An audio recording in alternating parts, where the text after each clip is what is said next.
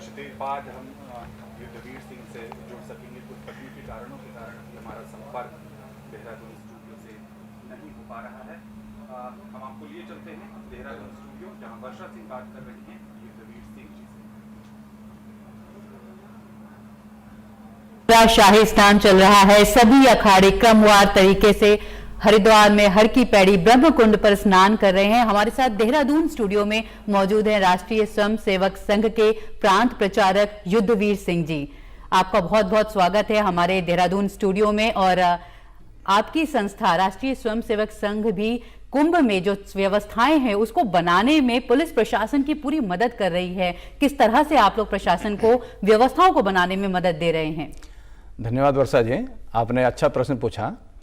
राष्ट्रीय स्वयंसेवक संघ का काम व्यक्ति निर्माण का है और राष्ट्रीय स्वयंसेवक संघ स्वयं बनाता है। वो स्वयंसेवक के कोई भी काम आता है समाज का, देश का, वो सब काम करने के लिए आगे रहते हैं जी। तो वहाँ के जो संजय गुंजाल जी हैं, आईजी हैं, तो उन्होंने कहा था कि कुछ स्वयंसेवक पुलिस प्रशासन के साथ कुछ यातायात व्यवस्था में देंगे तो अच्छा रहेगा जी। फिर उन्होंने पत्र लिख के भी दिया। फिर अगर वो उन्होंने कहा तो संघ तो जहाँ भी आपदा आई, कुछ भी आया, हमेशा काम करता है जी। और हरिद्वार कुंभ में भी बड़ी संख्या में श्रद्धालु जुटे। हरिद्वार कुंभ में तो ये तो अच्छा और अच्छा है।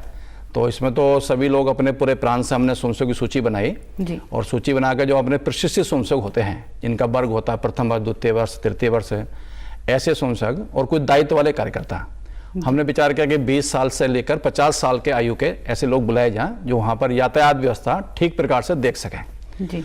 तो जब प्रशासन से बात हुई वहाँ पर तो उन्होंने 46 पॉइंट हमको दिए। 23 सेक्टर हैं, उन 23 सेक्टरों के हमने प्रमुख बनाए और 46 जो पॉइंट हैं उन सभी पॉइंटों पे हमने स्वयंसेवक चिन्हित किए, कौन कौन स्वयंसेवक कहाँ कहाँ रहेंगे, उनके फ़ोन नंबर, फिर उनके कार्ड बने प्रशासन से और उनको एक स्थान पर ऐसे 10-10 स्वयंसेवक जी 12-12 घंटे की ड्यूटी, 12 घंटे की रात को 8 बजे से सुबह 8 बजे तक और 12 घंटे की सुबह दिन में 8 बजे से 8 बजे तक, ऐसे लगभग 1049 स्वयंसेवक ये अपने पूरे प्रांत से आए हुए भीड़ को नियंत्रित किया जा सके, भीड़ को मैनेज करके गंगा घाटों तक पहुंचाया जा सके। वो यातायात व्यवस्था उन्होंने देखी और देखने बाद भीड़ किधर भेजनी है, यात्री जो आए उनको कोई कष्ट ना हो, उनको ठीक प्रकार से वो अपने स्नान करके चले जाएं, उनको कोई कष्ट ना हो, उनको सबको स्वयंसेवक को संकल्प भी कराया गया जी। और ओम जो वहाँ पर घाट है उसके किनारे कराया गया, रुड़की में भी कराया गया, संकल्प कराया गया गंगा जी के किनारे वहाँ जी। तो उसमें ये कहा गया कि सब अपने हैं, किसी को ऐसे नहीं करना, कभी खराब नहीं बोलना, व्यवहार दुर्व्यवहार नहीं करना,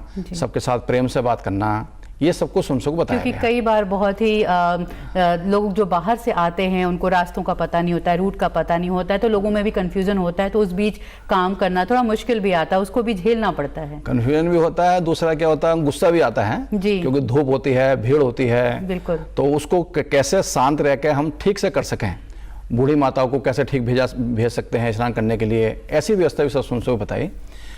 वहाँ के जो प्रशासन है उसका कहना था कि संजय गुंजाल से मेरी बात हुई, उन्होंने कहा कि भाई साहब आप लोगों ने संघ के स्वयंसेवक क्या करके भेजा है, ये लोग तो बहुत अच्छी ड्यूटी कर रहे हैं और क्या नाम ये तो बैठते भी नहीं हैं और पूरे समय खड़े होकर और ठीक प्रकार से ड्यूटी कर रहे हैं। इसके अलावा पर्यावरण को लेकर भी आप लोगों ने मुहिम चलाई हुई है पूरे हरिद्वार कुंभ मेला क्षेत्र में।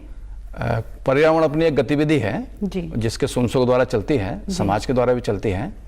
तो उसमें अपने कार्यकर्ताओं ने विचार किया कि कुंभ जो है ये प्लास्टिक मुक्त कुंभ हो जी। तो सामान्यतः हम बोतलें पानी में लेके आते हैं, वो पानी की बोतल भी फेंक देते हैं, फिर हम प्लास्टिक भी लाते हैं, वो रैपर नीचे डाल देते हैं।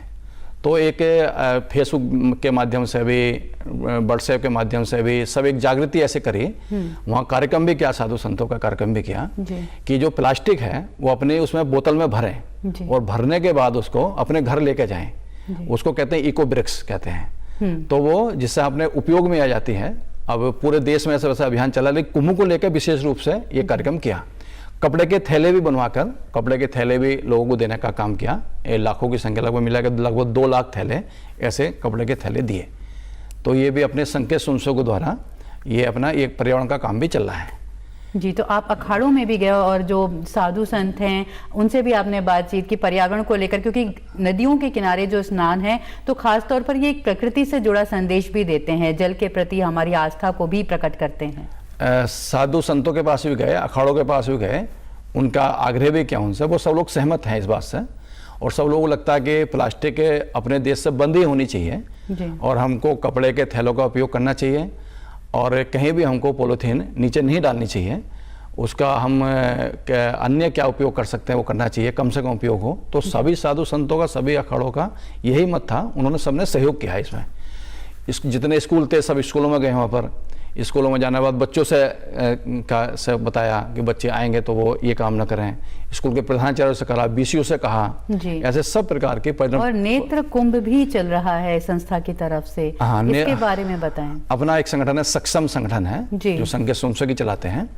पिछली बार प्रयागराज में भी 1,56,000 चश्मे निःशुल्क वहाँ दिए थे। यहाँ पर भी जब कुंभ का विषय है तो वो कार्यकर्ता आए, तो अपने संघ के लगभग 250 कार्यकर्ता हरिद्वार के उनके साथ लगे हैं। बाकी कुछ पूरे देश से वहाँ पर डॉक्टर्स आए हैं, और वो डॉक्टर्स फिर वहाँ पर चश्मा टेस्ट करते हैं, आंखें टेस्ट करते हैं, उनको निःशुल्क चश्मा देते हैं, साथ में सैनिटाइज की शीशी देते हैं, और उनको दवाई जो होती है वो भी लिख के देते हैं। तो ऐसे अभी तक लगभग मुझे लगा कि 34,000 चश्मे ऐसे अभी निःशुल्क हम दे चुके हैं। बस्तियों के लोग आते हैं, गरीब लोग आते हैं, जो जरूरतमंद लोग हैं, सभी प्रकार के लोग वहाँ पर आते हैं। और वहाँ पर आने के बाद चश्मा जब पहन के वो जाते हैं, जो बूढ़ी माता ही पहन के जाती हैं, उनको ऐसा लगता है कि हम किस दुनिया में आ गए, दूसरी दुनिया आ गई। बहुत सारे ऐसे गरीब लोग होते हैं, जो गरीब लोग यानी चश्मा बनाए, कभी चश्मा देखा नहीं उन्होंने, ऐसे भी लोग और कुंभ की बात कर रहे हैं हम, तो कई बार इस बार जो कुंभ है हम कह सकते हैं कि थोड़ा सा अलग भी है, क्योंकि कोरोना को लेकर मौजूदा चुनौतियां हैं, तो सोशल डिस्टेंसिंग को बनाए रखना जरूरी है। तो इस काम में किस तरह से संस्था कुंभ में प्रबंधन कर रही है? उसके लिए हमने जो अपने स्वयंसेवकों की व्यवस्था की है, वो रुकने की व्यवस्था अपने 2 सेक्टरों में की है। BHL सेक्टर 2 अपने सरस्वती विद्या मंदिर और मायापुर इसमें की है। तो लेकिन सबको मार्क्स दिया है, जिससे वो लगाकर और उसको सारा काम करते हैं। वहाँ भी जब भीड़ होती है कोशिश करते हैं, क्योंकि जब भीड़ आती है तो उसको बचाना कठिन काम होता है, लेकिन उसको फिर भी कोशिश करते हैं कि थोड़ा सा अंतर से चलें, लेकिन खुद को भी बचाते हुए वो भी बच कर चलें। ऐसा प्रयास किया है, जागृति का भी प्रयास किया है ऐसा। तो जितना कर सकते तो भीड़ के रोकने के लिए उतना काम वो किया है जी। और भीड़ का प्रबंधन, क्योंकि कई बार क्या होता है, मेला क्षेत्र में लोग एक जगह से बिछड़ जाते हैं, कई बार खो जाते हैं, अपनों को ढूंढते हैं, तो अनाउंसमेंट के जरिए भी इस तरह की व्यवस्था की गई है वहां पर, ताकि लोग जो हैं किसी भी तरह की जो परिस्थिति है जो अच्छी ना हो से बच सकें। तो इस तरह के कार्यों में भी सहयोग कर रहे हैं आप लोग अपने स्वयंसेवक वहाँ, क्योंकि 46 जो पॉइंट बने हैं जी, ऊपर उसके ऊपर सेक्टर बनाए हैं, उसके ऊपर भी देखने की व्यवस्था है। तो कोई ऐसा होता है तो वो तुरंत उसको सूचना करते हैं, और भी कोई ऐसी घटना होती है, कोई दुर्घटना होती है, उसमें भी अपने स्वयंसेवक सहायता करते हैं। जैसे अभी 3 दिन पहले ही रेलवे स्टेशन के सामने किसी का बटुआ गिरा मिला जी। उसमें 11,500 रुपये थे। तो अपने स्वयंसेवक ने उसको देखकर वहाँ के पुलिस प्रशासन को दिए, फिर उस व्यक्ति को देखकर, किसका नाम देखकर, उसमें फ़ोन नंबर था, उसको बुलाकर उसको पैसे दिए। अभी आज ही हरिद्वार में एक अखाड़े में उधर कनखल के साइड में आग लग गई जी। तो अपने स्वयंसेवक वहाँ पर जो रात की ड्यूटी में थे, तो अभी भी वहाँ जाकर उसको आग बुझाने का काम किया पूरा, और जब तक वो नहीं शांत हुई तब तक स्वयंसेवक वहाँ से नहीं आए।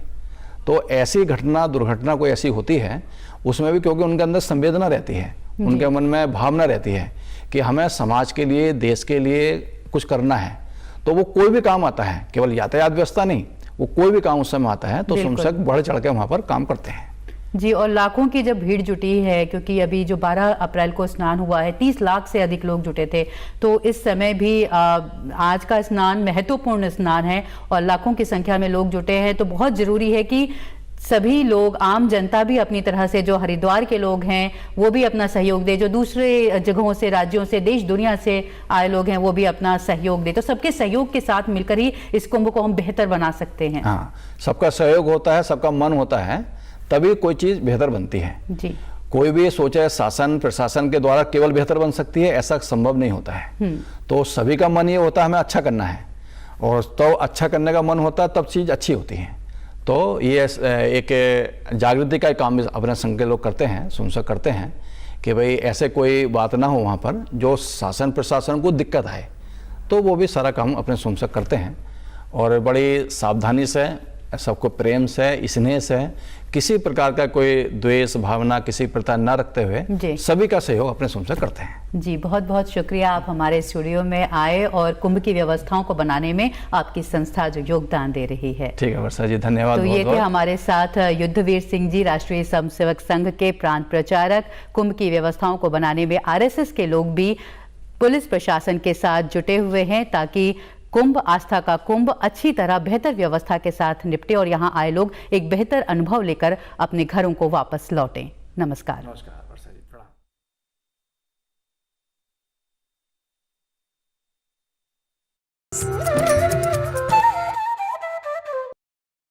पतित पावनी मां गंगा के तट पर शुरू हो गया है हरिद्वार महाकुंभ।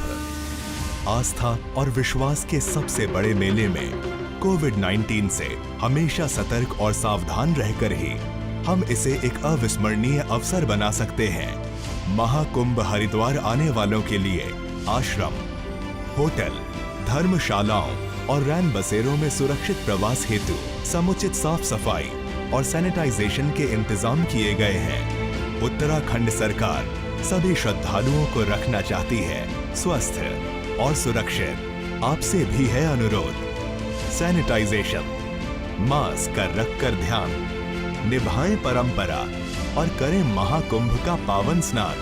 प्रधानमंत्री नरेंद्र मोदी और मुख्यमंत्री तीरथ सिंह रावत का ये है प्रयास। निभे सदियों की सनातन परंपरा, संग सुरक्षा और विश्वास।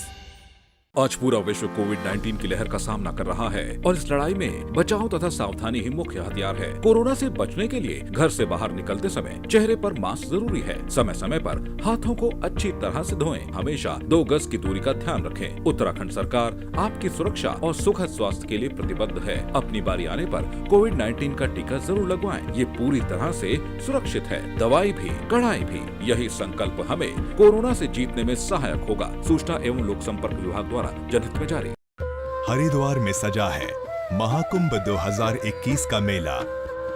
सदी की सबसे बड़ी चुनौती कोविड के बीच उत्तराखंड सरकार का है ये प्रयास कि श्रद्धालुओं और संतों को मिले स्वच्छ, सुंदर और सुरक्षित कुंभ का दिव्य एहसास। श्रद्धा और विश्वास के संग खुद की सुरक्षा का आपको रखना है ख्याल। अस्पताल, निगरानी, जांच और सतर्कता के संग हमेशा मास्क लगाकर, सावधानी बरतकर आपको निभानी है आस्था। मुख्यमंत्री तीरथ सिंह रावत के मार्गदर्शन में मेला प्रशासन, कोविड मैनेजमेंट टीमें, डॉक्टर और सेवा कर्मी सभी हैं मुस्तैद। महाकुंभ मेले को बनाना है सुंदर और सुरक्षित। यही है हमारी कोशिश। कोविड से रहकर सावधान, सफल बनाएं गंगा स्नान।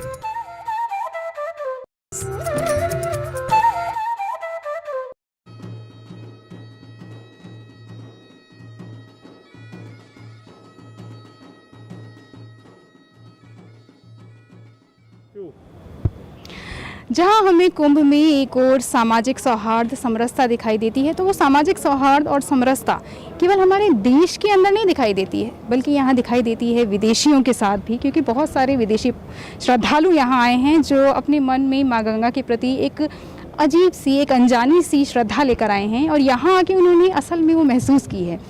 आइए जानते हैं, एक विदेशी श्रद्धालु हमारे साथ हैं। What's your name, ma'am? My name is Sandra Kepler. And from where you have arrived? I'm from Germany. How do you feel here? Look, it's amazing. It's my first time here in Haridwar and I feel really blessed to be here and really grateful. And it's been amazing to have this opportunity to take a dip here in the Royal Bath at the Madaganga at this special time at Kumbh Mela. And yeah, that's... Have you taken royal dip in River Manganga? Say that again? Have you taken royal dip? No, it's my first time. But I've taken dips at Rishikesh. So yeah. Have you taken in Haridwar? Have you taken bath here? Yes, I've taken a bath here, not only once. Yes. And where do you live? From Rishikesh. I live in Rishikesh. You are staying Rishikesh. Since Okay. 1.5 years. 1.5 years. So just before the lockdown. What do you do there? Well, I'm a yoga teacher and I'm also a school teacher and so I teach online at the moment yoga. You are a yoga teacher. Okay, and how much time you devote to yoga in a day? Normally 3 to 4 hours a day. Like getting up in the morning, 4 o'clock, starting with meditation. What do you think? How yoga helps in our mental health, in our physical health? How it helps? It helps in many ways. It's just mentally, physically, emotionally, spiritually to grow and to become your inner self, to find your inner self and to actually become your true nature. So to, yes, just be inside and just try to shut the outside world like away. And you told that you are taking training of yoga regularly and you are teaching too. Then how do you manage the time? Well, I normally get up really early and I do my practice in the morning and 2 to 3 hours, and then I work and I just try to manage, organize it that way. And it's really good to stay in Rishikesh where everyone is involved in yoga and we are a good community there. And so your experience is very good. And what you have watched in Haridwar? What you have watched in Haridwar? What you have seen here? Yeah, around Rishikesh. I've been to like Rishikesh itself, then I went to Badrinath, Kedarnath, Gangotri, Yamunotri, to the 4 dams, and I've been tracking a lot in the mountains, in the Himalaya mountains, and now here Haridwar, Dehradun. So I've been around quite a lot, especially. Will you stay here? What's your further program?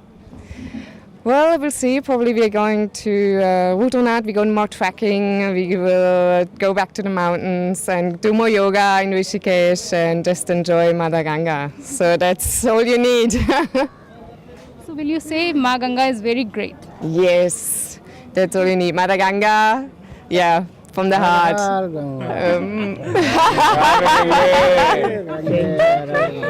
Sir, आप कहाँ से आए हैं?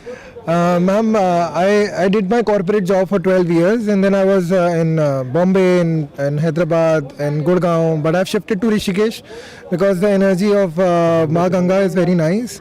So इतनी energy मिलती है यहाँ हर की पौड़ी आकर, या अगर त्रिवेणी घाट चले जाएं ऋषिकेश में, या आप परमार्थ निकेतन चले जाएं ऋषिकेश में, तो I think there is some energy which pulls you. कोई तो एनर्जी है जो आपको पुल करती है. और बहुत लोग हैं जो एक दिन सोच के आते हैं, 2 दिन सोच के आते हैं, 1 हफ्ता सोच के आते हैं, बट वो महीने भर रुक के जाते हैं, 2 महीने रुक के जाते हैं. तो मैं तो अब यहीं शिफ्ट हो गया हूँ, तो I don't want to go back. मुझे जाना ही नहीं है वापस कहीं पर भी, बिकॉज ये बहुत बहुत अमेजिंग जगह है, बहुत ज़्यादा एनर्जी है और अजीब सी, आपने जैसे बोला, अजीब सी श्रद्धा है और अजीब सी एनर्जी है. Some strange energy pulls you here. आज शाही स्नान के दिन क्या सोच कर आए थे? मैम, शाही स्नान के दिन मैं ये सोच के आया था कि यहाँ पर लोगों से दूर रहूँगा और थोड़ा सा अपनी एनर्जी क्रिएट करूँगा. बट जब मैं यहाँ आया हर की पौड़ी में, तो यहाँ जो ऑलरेडी एनर्जी थी ये तो अमेजिंग थी. मतलब वो ओवरवेलमिंग एनर्जी थी, मतलब एज एन एनर्जी बस आ रही थी and you just need to absorb that energy, right. So ये सोच के आया था कि थोड़ा अलग थलग रहूँगा. बट यहाँ आके मन ही नहीं कर रहा था कि यहाँ से जाएँ या निकलें. गंगा जी, अलग ही एनर्जी थी आज गंगा जी में. यहाँ डेफिनेटली आज अलग एनर्जी थी. एक महाराज जी हमारे साथ हैं, उनसे भी कुछ पूछते हैं. महाराज जी कहाँ से आए हैं? जी, हम जिला शिवपुरी से आए हैं, पोला पहाड़ से, श्री बलराम दास जी के शिष्य से. हम लोग आज शाही स्नान नहाने आए हैं शिवपुरी से. यहाँ आज के दिन हमारा पुराण बताता है कि अमृत की वर्षा होती है. आज हम लोग अमृत का आनंद लेने आए हैं माँ गंगे माई में. हमारा सा परिवार आया हुआ है यहाँ. मैं सुदामा कुटी वृंदावन का बालक हूँ, शिष्य हूँ, और हाल में जिला शिवपुरी पोला पहाड़ हाल में रहता हूँ. इस समय वहाँ पर श्री बलराम दास जी महाराज जो है हमारे वहाँ के स्थानधारी महंत हुआ करते हैं. वहाँ जो सब लोगों को लेके यहाँ आए हुए हैं, बहुत सारे लोगों के साथ आए हैं. मेष संक्रांति है आज के दिन. जी, क्या आज विशेष महत्व है आज के दिन? हम लोगों को इतना बड़ा महत्व है कि हम लोग महसूस करते हैं कि अमृत की वर्षा होती है आज के दिन. वो अमृत का आनंद लेने, महसूस करने आते हैं हम लोग, उसको प्राप्ति करते हैं, उसका आनंद लेते हैं. आज के दिन हम लोग जितना भी परिवार जो कुछ भी होता है, आज के दिन हम लोग उसको सबको माँ गंगे माई में अर्पण करके और आनंद लेते हैं, अमृत का आनंद लेते हैं. जी, एक महिला भी हमारे साथ हैं. मैम कहाँ से आई हैं? मैं तो चंडीगढ़ से आई हूँ और I am don't know English, I am speaking Hindi. Doesn't matter, doesn't. Hindustan हूँ, मैं हिंदुस्तानी हूँ तो इंग्लिश हिंदी बोलूँगी, क्योंकि मैं पहले 7 तारीख को आई थी, उसके बाद मैं 7 को आई देहरादून में, 7 को और 8 को स्नान किया, 9 को और 9 को शाम को मैं चली गई। उसके बाद मुझे गंगा माई का ये हो कि इतना बड़ा कुंभ है और मैं उस दिन भी नहाऊंगी, और मेरी ऐसा गंगा माई ने सुना कि मैं 12 को फिर आ गई। ठीक है, 12 से लेके और आज तक मुझे उम्मीद इतनी थी कि मैंने ये तीनों स्नान तो करने ही करने हैं। ठीक है, और उसके बाद मुझे इतना आनंद मिला, मैं गंगा माई से ये कहती रही, सुबह मैंने 4 बजे आकर के स्नान कर लिया। ठीक है, और मैंने गंगा माई से ये बोला कि जब नांगा लोग आएंगे तो मैंने वहाँ बीच में स्नान करना, हल्की पौड़ी में तो मुझे जाना ही जाना है जैसे भी हो। मगर मैं इतना दूर आई, चल के आई, मेरा ऐसा प्लान बनता गया। महामाई, मुझे आंसू भी आते कि महामाई ने मुझे इतना अच्छा मुझे चांस दिया कि मैंने इतनी डुबकी लगाई, 7-8 मिनट डुबकी लगाई। मम्मा अम्मा महामाई ने मुझे गले से लगाया, और मैं इतना, मैं कहती हूँ मेरा था जो मेरा जो सोचा था वो मेरी महामाई ने पूरा किया आज। और आज भी रहूँगी, सुबह स्नान करके जाऊँगी और मैं घर चली जाऊँगी। मुझे महामाई ने बहुत कुछ, मुझे इतना, जैसे जैसे मैंने बुलाया, माँ को बोला वैसे वैसे ही माँ मेरी मुझे बुलाती गई और मैं स्नान। तो हम देख सकते हैं कि यहाँ जो श्रद्धालु हैं उनकी भावनाएं किस कदर हैं, मतलब उनका अपार प्रेम है, अपार सौहार्द है, मतलब माँ के प्रति जो निष्ठा है ना, उसे हम नाप नहीं सकते। और मैं एक और भी बात करना चाहती हूँ, मुझे सिर्फ इतना दुख है यहाँ पे आके कि लोगों के पास इतना यहाँ पे पैसा है मगर कोई चाय का व्यवस्था नहीं है रास्ते में, ना कोई पानी का है ना कोई खाने का है। ये होना चाहिए कि सब लोग भूखे भी हैं, प्यासे भी हैं, वो रेंज यहाँ पे नहीं है। ये मैं सबसे यही कहूँगी कि मैं यही कहूँगी यहाँ के लोगों को, या जो भी बड़े लोग हैं जी। तो बहुत सारी व्यवस्थाएं हैं यहाँ पर, और मुझे लगता है कि प्रशासन पूरी तरह मुस्तैद है, और श्रद्धालु जो है वो बहुत ही निष्ठा के साथ यहाँ आ रहे हैं। भी बोल पुलिस भी बोल संत भी बोल। महाराज जी, आप कहाँ से आए हैं? मैं हरिद्वार रहता हूँ, बैरागी क्रम में जाकुम क्षेत्र है। बहुत अच्छा जो है स्नान हो रहा है, और प्रशासन ने भी बहुत अच्छी व्यवस्था की गई है। जो 12 साल के बाद में जो महाकुंभ आता है हरिद्वार में, बहुत अच्छी तरह संपन्न हो रहा है। और अब हमारे साथ दिगंबर अखाड़े के महामंडलेश्वर महाराज हैं। हम आपसे जानना चाहेंगे कि कैसा आपको कुंभ में आके लग रहा है, और हम सबको, पूरी जनता को आप क्या आशीर्वाद देना चाहेंगे? देखिए, हम अखिल भारतीय सौराष्ट्र व्यक्त खालसा के श्रीमंत रामभूषण दास महामंडलेश्वर ताड़िया हनुमान गुलाबनगर सौराष्ट्र से आए हैं। दिगंबर अखाड़े के जो है हम महंत हैं, और जो है शाही स्नान में एक साथ हम लोग स्नान करते हैं। कुंभ मेला पर्व तो आप जानते ही हैं कि जब समुद्र मंथन हुआ था तो एक कुंभ निकला है। 14 रत्न निकला समुद्र मंथन से, श्रीरंभा विश्ववारिणी अमृत शंख गजराज, धनवंतर धन धेनु धन चंद्रमा मणिबाज। श्री को जब भगवान नारायण लेके चले गए, 20 जब विषाक्त होने लगा, भगवान शंकर ने पान कर लिया, और अमृत और जो मदिरा के लिए जो दोनों के देवता और दानवों ने मंथन किया था, तो मंथन करने के बाद आपस में दोनों भाई लड़ने लगे। जब दोनों लड़ने लगे तो ये जो कुंभ जो है चला नासिक में कुशावर्त क्षेत्र में, वहाँ पर बंटवारा नहीं हुई। गरुड़ जिले के भगे हैं, वहाँ पर बंटवारा नहीं हुई। फिर उज्जैनिया महाकालम उज्जैन में पहुँचा, वहाँ पर भी बंटवारा नहीं हुआ। एक एक बूंद जो है जो अमृत गिरते छलकते गया। तीर्थराज प्रयाग में आए तो वहाँ पर बैठते भी कुंभ जो छलका, और जो उठते भी थोड़ा छलक गया। इसलिए वहाँ अर्ध कुंभ और महाकुंभ दोनों लगता है, 6-6 साल पर लगता है। और आस्था और विश्वास वो चीज़ें होती हैं जिनके आगे उम्र भी नहीं आती है। उम्र कितनी हो जाए, लोगों की जो आस्था है और श्रद्धा है वो आड़े नहीं आती है। एक बहुत बुजुर्ग महाराज हमारे साथ हैं, और जो उनके अनुयायी हैं वो उन्हें लेकर आए हैं। हम जानना चाहेंगे बाबा कहाँ से आए हैं? जी, माननीय महाराज जी, आजमगढ़ जो काशी और यह अयोध्या जो आत्मा है, परमात्मा का अंश है, आत्म महि राम राम महि आत्म जिन्नस गुरु विचारा, उस विचार के माननीय महाराज जी ने ये कुंभ के, क्योंकि कुंभ अब एज इनकी लास्ट स्टेज पर है, अब इसके बाद 12 वर्ष के बाद कुंभ लगेगा। परमात्मा की जैसी इच्छा होगी वैसा हो, लेकिन उस प्रेम विश्वास के सामंजस्य के डोरे में बंधे हुए जिस प्रकार चुंबक अपनी तरफ खींच लेती है, उसी तरह से गंगा का यह निर्मल धारा इनको खींच करके लाई है। हम अग्नि अखाड़ा के जो निर्मोही अखाड़ा है उसके महंत श्री है, और ये आज का महाकुंभ पर्व बहुत ही बढ़िया रहा। और उत्तराखंड सरकार ने बहुत बड़ी व्यवस्था की हुई है, कोरोना का पूरा गाइडलाइन का पालन हो रहा है, और पूरी तरह से कुंभ को स्वच्छ और निरोगी तरह से पेश किया गया है और साधु संतों का भी विशेष ख्याल रखा जा रहा है। साधु संत हैं ही, उसके साथ आम जनता के लिए भी स्नान की पूरी व्यवस्था की गई है और आम जनता भी उसका पूरा ध्यान रखते हुए अच्छी तरह से स्नान करते हुए और भक्तजनों पूरे प्यार से और आनंद के साथ विभूति होकर उसको पूरा पुण्य मिल रहा है। ये महाकुंभ पर्व का जो शाही स्नान है वो वर्षों से चला आ रहा है। जो सिंहस्थ कुंभ में जो समुद्र मंथन के समय पे जो कुंभ निकला था, उस कुंभ में से जो 4 जो बिंदु पड़े हैं उसमें से एक स्थान ये हरिद्वार है जो हरि का द्वार है।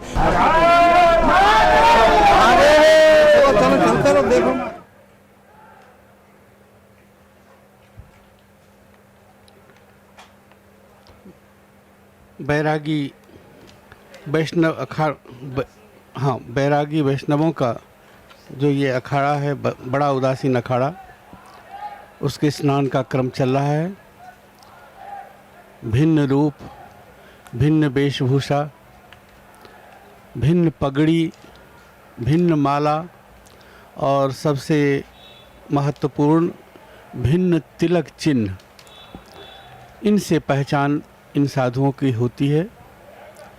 एक समय था जबकि वैष्णव पंथ शुद्ध सात्विक अहिंसक रूप में कार्य करता था।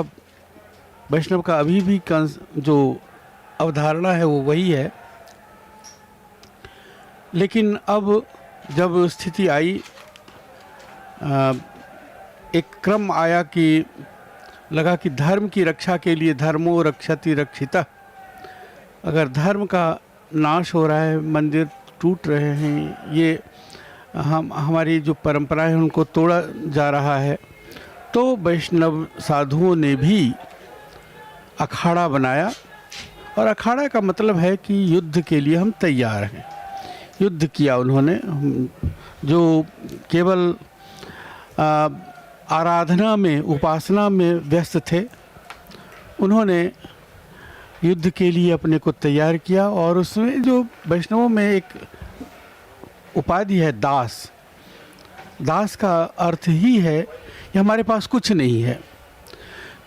जिनके पास बहुत कुछ है या थोड़ा भी है, उनके पास मोह है, और जिसके पास मोह है वो युद्ध नहीं कर सकता। युद्ध के लिए बहुत आवश्यक ये देवता उनके और इनके जो महत्वपूर्ण प्रमुख साधु हैं, उनकी मूर्ति भी साथ साथ, पताकाएं ध्वज के रूप में, दंड, ये देखिए कि पंक्ति चल रही है एक विशेष अनुशासन के साथ। ये सब आ रहे हैं कनखल से, और कनखल का जो हिस्सा है वो कनखल की जो नीलधारा के पार नीलेश्वर पर्वत है, उसके बाद जो चंडी मंदिर और गौरीशंकर मंदिर क्षेत्र है, वो कभी प्रथम स्वाधीनता संग्राम के क्रांतिकारियों के छिपने का स्थान था। अब वो बहुत विस्तृत हो गया है और तमाम आश्रम वहाँ पर बन गए हैं।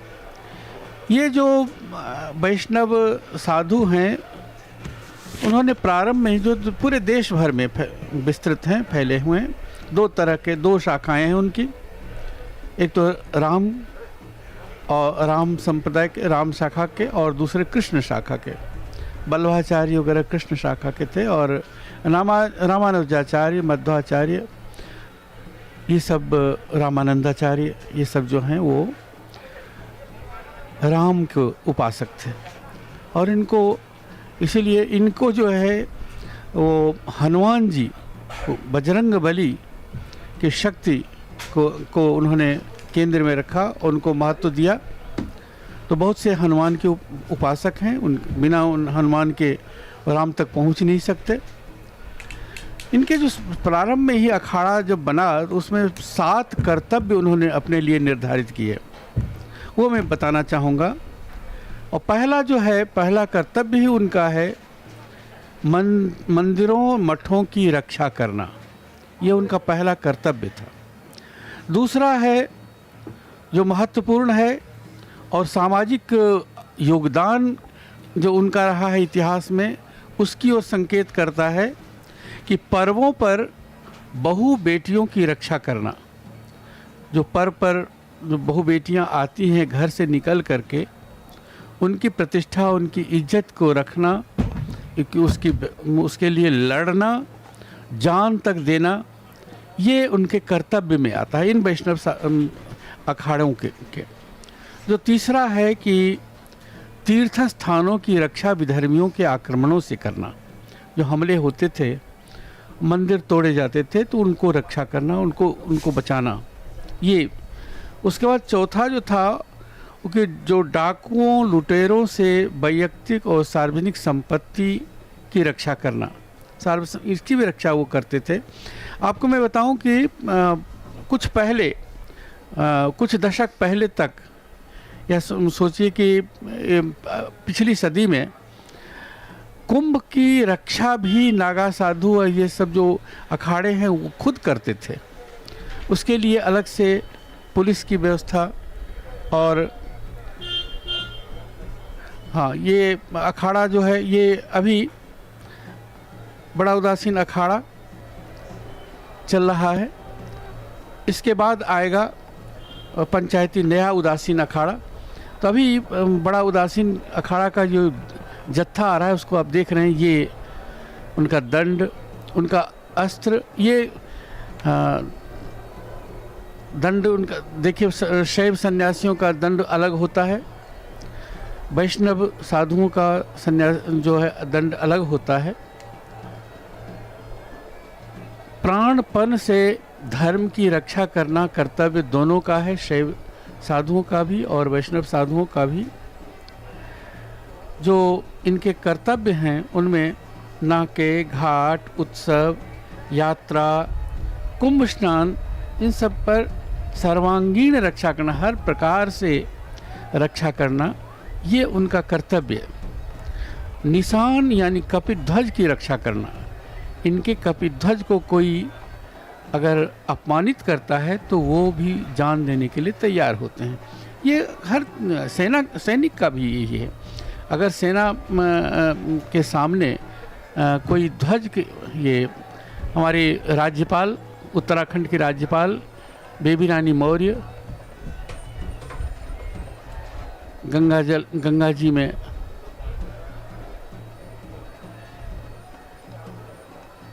ये पंचायती अखाड़े का ध्वज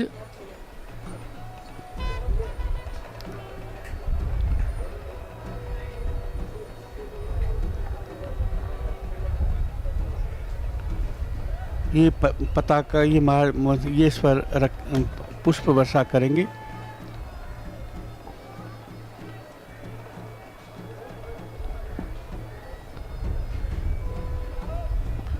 उत्तराखंड में कुंभ स्नान, बड़ा उदासीन अखाड़ा अभी चल रहा है।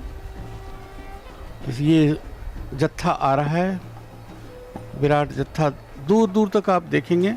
ये सामने जो है हाईवे है, एलिवेटेड हाईवे, जिसके कारण जो हरिद्वार, हर की पौड़ी और इसका जो यातायात है उससे कोई प्रभावित नहीं होता। वो बाहर जो कि बाहर जाना चाहते हैं, बाहर से आते हैं, देहरादून की तरफ से दिल्ली की तरफ जाना चाहे या और भी रास्ते हैं जहाँ वो जाना चाहें तो वो हाईवे से जाते हैं। ये आ गए स्नान करने के लिए। बहुत सबका अपना अपना क्रम, अपना अपनी विधि। स्नान सबसे पहले देवता का, और उसके बाद ये सोने की मूर्ति अभी आ रहे हैं सब। इधर दाईं तरफ जिधर आरती होती है उधर की ओर ही स्नान का विधान है, उधर ही स्नान की व्यवस्था है। इसीलिए आपको सामने, जहाँ पर कि सामान्यतः तीर्थयात्री आते हैं और भीड़ रहती है, उसको खाली कराया गया है ताकि कहीं कोई व्यवधान न आए। पूरा यहाँ से लेकर के कनखल तक सब देवताओं का स्नान का क्रम चल रहा है।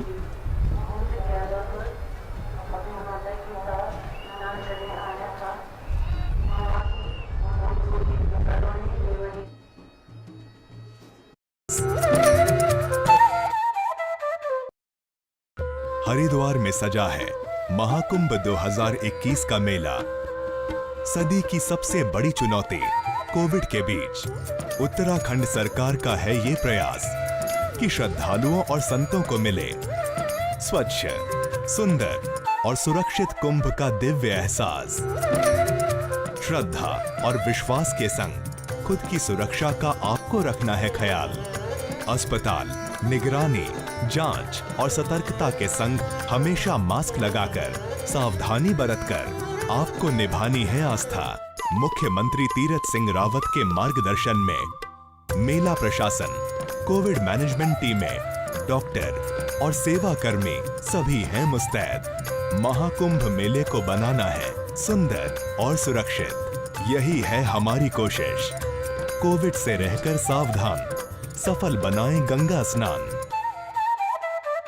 आज पूरा विश्व कोविड-19 की लहर का सामना कर रहा है और इस लड़ाई में बचाव तथा सावधानी ही मुख्य हथियार है। कोरोना से बचने के लिए घर से बाहर निकलते समय चेहरे पर मास्क जरूरी है। समय समय पर हाथों को अच्छी तरह से धोएं। हमेशा 2 गज की दूरी का ध्यान रखें। उत्तराखंड सरकार आपकी सुरक्षा और सुखद स्वास्थ्य के लिए प्रतिबद्ध है। अपनी बारी आने पर कोविड-19 का टीका जरूर लगवाएं। ये पूरी तरह से सुरक्षित है। दवाई भी, कड़ाई भी। यही संकल्प हमें कोरोना से जीतने में सहायक होगा। सूचना एवं लोक संपर्क विभाग द्वारा जनहित में जारी। पतित पावनी मां गंगा के तट पर शुरू हो गया है हरिद्वार महाकुंभ। आस्था और विश्वास के सबसे बड़े मेले में कोविड-19 से हमेशा सतर्क और सावधान रहकर ही हम इसे एक अविस्मरणीय अवसर बना सकते हैं। महाकुंभ हरिद्वार आने वालों के लिए आश्रम, होटल, धर्मशालाओं और रैन बसेरों में सुरक्षित प्रवास हेतु समुचित साफ सफाई और सैनिटाइजेशन के इंतजाम किए गए हैं। उत्तराखंड सरकार सभी श्रद्धालुओं को रखना चाहती है स्वस्थ और सुरक्षित। आपसे भी है अनुरोध, सैनिटाइजेशन, मास्क का रखकर ध्यान, निभाएं परंपरा और करें महाकुंभ का पावन स्नान। प्रधानमंत्री नरेंद्र मोदी और मुख्यमंत्री तीरथ सिंह रावत का ये है प्रयास। निभे सदियों की सनातन परंपरा, संग सुरक्षा और विश्वास।